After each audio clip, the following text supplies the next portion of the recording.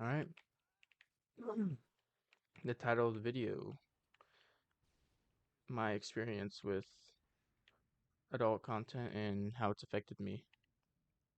So, I mean, for the longest time, I've always had an interest in it, I guess. Like, I've always known about it and like what sex was and stuff. And I can't remember the first time like I heard about it or I've seen it, you know what I mean? Like, I only know certain times early on, basically. And I can remember literally searching it up on my Nintendo DS on the browser, like when I was probably 7 or 8. And that was just early on. Like I don't know how I was exposed to it.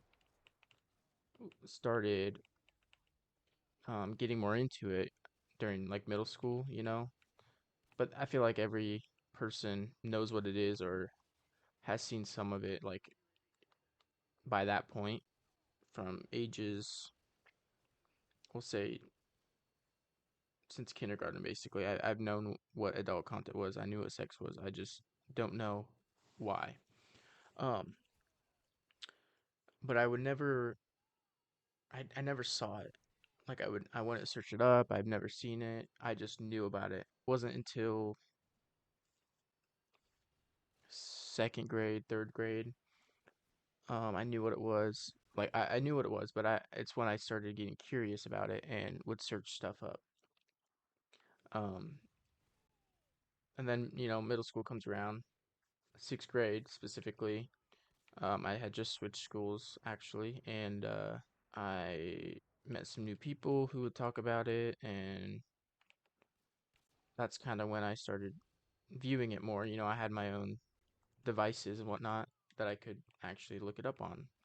So that's what I did, and started off, every once in a while, and then eventually, quickly, it became an everyday thing. At the time, I thought it was normal. I was always told it was normal. I remember being in the sex ed class, and our principal told us that, you know, um, looking at porn is normal, but nothing about porn itself is normal. It's not real. It's fake. It's a fantasy.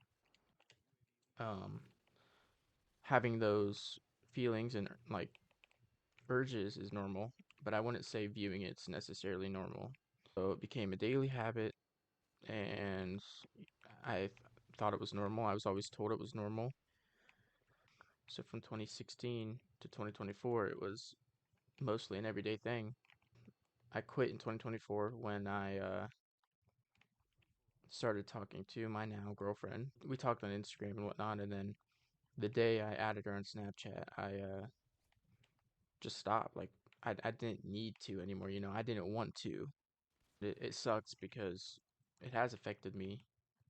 It's affected my ambitions, my relationships.